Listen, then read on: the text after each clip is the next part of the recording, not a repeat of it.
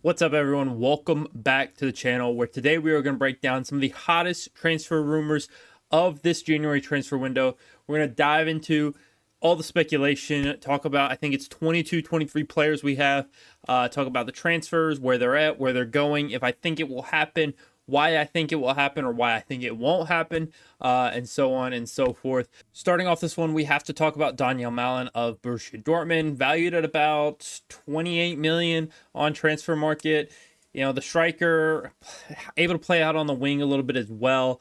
It just feels random from Aston Villa. It just doesn't feel like the Dutch forward really fits what they need right now. I'm not quite sure he's really what they need. I think this one's a rumor at best.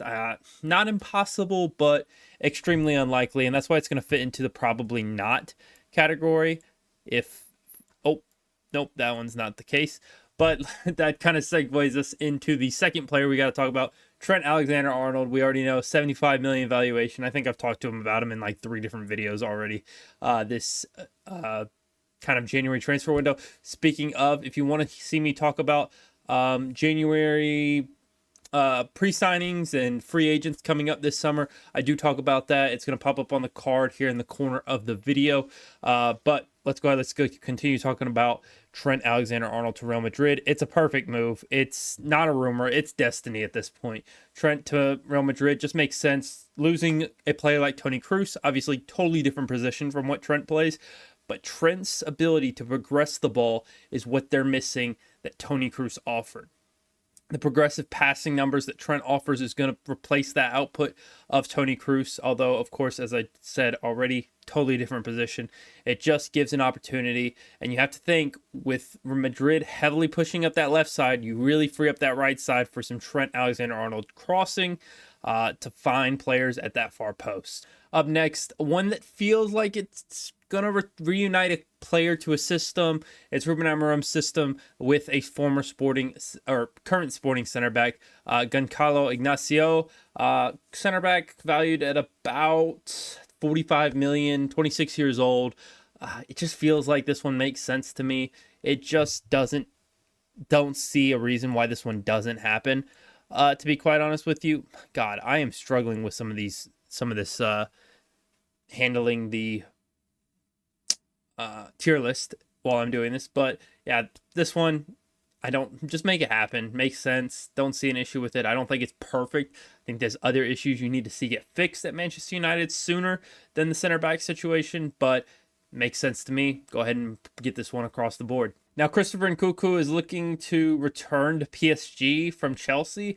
I doubt it. His first stint wasn't memorable, and Chelsea seemed keen to keep him for the most part. 50 million is what his transfer value is marked at right now. I just think that this one is a probably not. Don't see it happening for Christopher Nkunku to return to France, to return to PSG.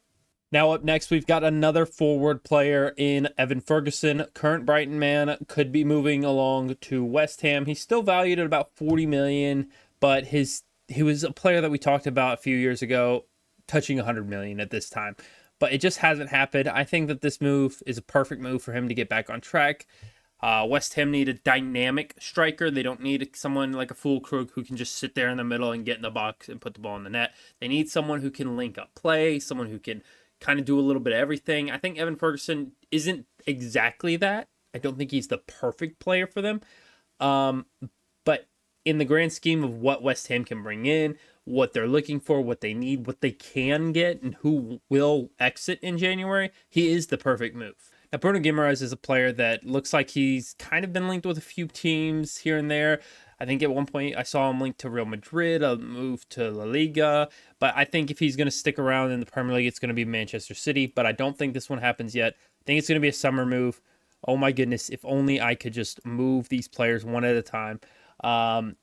Again, but Bruno Guimaraes, 80 million, it just makes sense to me. Just get it across the board. But this one's not going to happen just yet. It's going to be a summer move. Now we got a player that this isn't so much for the club purchasing, but it's for the club selling, and it's for the player to move on to maybe greener pastures for where he is in his career. Casemiro to Al-Nassr. He's past it now. It makes sense. Go ahead and get him off the books at Manchester United. Reunite the Brazilian with Cristiano Ronaldo. For Manchester United, you're offloading his wages. Al-Nassr is looking to build a team full of stars. The deal makes sense. Let's get it across the line. Speaking of Manchester United, we have one more player to talk about. I think this is the last, or not actually the last. We have quite a bit of Manchester United to talk about. Obviously, a team that's going to be going through a rebuild this year. But Nuno Mendes, this one just feels like a reach. PSG isn't letting this 22-year-old go. He's valued at quite a high fee. I can't quite remember what it is. 55 million for a left back, 22 years old. No chance this is happening, especially in January. It just feels like it's one of those, oh, this guy used to play for Sporting. Let's talk about him going to Manchester United and playing in Emirates. It's not going to happen. No chance this gets across the board, which is why I have him marked there, of course. Up next, though, we have another PSG player in Kolo Muani. He's linked with Tottenham. This one, at first, I was going to say no. I was going to say no chance this happens. Kolo Muani's not going to Tottenham. No way. But after some thought, after some look at the way Tottenham plays, I think he would actually fit really well into their system. I don't think he's the player they need there, per se, but I think, you can work with him. You can kind of give him some minutes at striker. You don't want Timo Werner on your side anymore. He gives you a lot of options as a forward attacking player. Now we've got Job Bellingham, not to be confused with his brother Jude, of course. The Sunderland man, looking like he may have a move to Crystal Palace in the works. Job is 18 million. He's 19 years old still, looking at a move to the Premier League. Obviously a lot of praise to his brother right now, who's been a star at Real Madrid. It looks like Job's going to stay domestic. It looks like he's going to stay in the English ladder. But 19-year-old could easily thrive in the Premier League. I believe with Endo Lefebvre joining Sunderland just earlier this week. This one, for me, perfect move for for Crystal Palace, who looks like they'll probably lose Adam Wharton either this summer or the next. This one, I'm not going to talk much on. Kevin Denso, current Lens center back, looking like he's going to move to Juventus. It just makes sense to me. 26 years old, fits Juve's style, solid defensive player. Seems like a pretty straightforward deal. He's valued at 25 million. I think this one gets over the line, no problems. Just makes sense, really. Now up next, we have Mark Guéhi of Crystal Palace, another Crystal Palace signing here that we're going to talk about, but I don't know if this one's going to happen just yet. He looks like he's going to return to Chelsea. 45 million for the 24-year-old center back. Looks like he's going to be quite the player, quite the center back in the future, probably an England star. I think this one does happen, but I think it's in the summer. I think they shore up that defense for Chelsea at that left center back position with, Levi Colwill already playing on that left-hand side. I'm not quite sure he's needed just yet. I think they eventually do move on from Colwill because he is a homegrown player. I'm pretty sure. Is he? I'm pretty sure he's homegrown. So they'll get better PSR benefits from that departure than they would anyone else. But the return of Mark Guéhi definitely helps them out as well. Now we've got Nico Williams, a player linked to Arsenal. I think that this is exactly the magic that Arsenal needs on the left-hand side. You look at him, he's valued at 70 million, a 55 million release clause.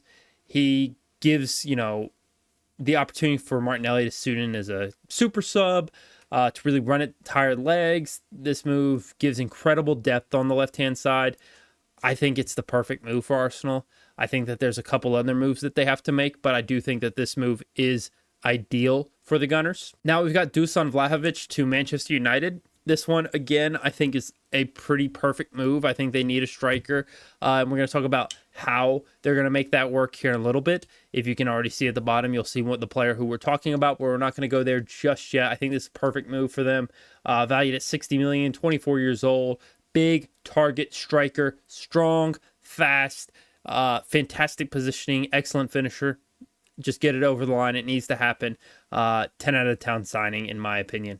A pretty random signing, but Lee Kang-in from PSG moved to Arsenal. It feels like a stretch at best. I don't see this one happening much. I don't really see why it would happen either. It just doesn't feel like a player that really fits. I don't know how much they would want for him.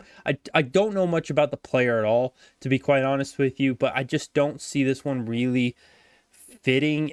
Kind of just looking at his profile, he's not really the size and the stature that you would expect one of Arteta's signings to be. And that's kind of why I've got him in the no chance category right now. Speaking of Arsenal, we've got one more signing to talk about for the Gunners. Alexander-Isak, I do think will get over the line for the Gunners, but I don't think it will happen until the summer. And I think he will be part of another 1 or 2 signings that come across the board for Arsenal's front line. I think they get Nico Williams here in January, if possible. I think it would be perfect for them to get him in January. And then you look at the striker in a backup right wing, or another 10/right wing in Eze, or a player of that type of profile in the summer when you bring in Alexander-Isak. But I'm not quite sure that I'm pretty certain he won't happen here this January transfer window. Aston Villa's John Duran is linked with Barcelona, and I'm going to be honest with you, I had this marked as probably not, but looking at the potential of it being a January transfer, I've got this at no chance. Barcelona can't afford John Duran unless they try to bring him on loan, and even then, why? Why are you trying to bring this player on loan? It doesn't make sense.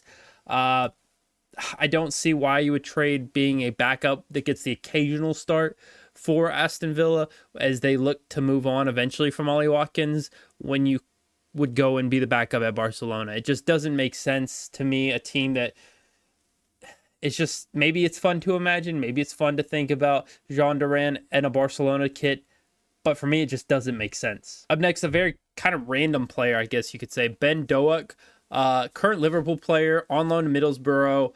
I don't see Liverpool allowing Crystal Palace to have him. I don't think, first of all, I don't think he's coming back from Middlesbrough this season. I think he's going to stay there and finish up the championship season with them. But even less likely that they would let him leave on a permanent move. I think he would sooner come back to Liverpool and play for them than they would recall him and then sell him. It wouldn't make sense to me, which is exactly why he's going in the no chance category for me. Now we have another link to Liverpool. Frankie de Jong to Liverpool. De Jong, 45 million, 27 years old. Honestly, at this point, I don't think De Jong's ever going to... I think he may retire a Barcelona player at this point because he has zero desire, it feels like, to move on. He has no... It doesn't seem like Frankie de Jong has the same motivation or drive he had when he was at Ajax, of course. I think that this one's a probably not. It still could happen this January if Liverpool went and just broke the bank on him. I think this is the wrong position if they want to break the bank, but... that's why it's probably not going to happen. Now, the player that connects to that Vlahovic transfer, Joshua Zirkzee. I think you purchase Vlahovic, sell Zirkzee. I think kind of a player swap deal type thing there. I think it's going to be money exchange nonetheless. But Zirkzee makes sense. Get him out of the club. Give him a fresh start back in Italy. I know it's only been 6 months, but he wasn't a signing for Amarim. I think that if anyone's going to fit that system better, it's going to be Højlund. And I think that's exactly why you need Zirkzee to move on, so you can make room for Vlahovic. And now lastly, Kieran Dewsbury-Hall, who's gotten pretty much no minutes at Chelsea so far this season. I just don't see a world where he moves on to West Ham. I think he moves this January, but I don't think it will be to West Ham. So that's why he's going to go in the probably not category for me. I still think he has talent there. He's only 26 years old. He's still only valued at 28 million. Lots of talent there that somebody in the Premier League is going to take advantage of. I just don't think it's going to be West Ham, who are the team that I saw linked to him this week. But that's it for today's ranking of the top transfer rumors. Let me know what transfer rumor, maybe one I didn't include in this video, maybe one I did include in this video. What transfer are you most excited about? What rumor gets you excited? What rumor do you always check your phone? You're looking for that rumor to get over the line this January transfer window. But without further ado, that's it for me. Click up here to watch my breakdown of every Premier League club's must-sign player. Thank you for watching. I'll see you in the next one. Peace.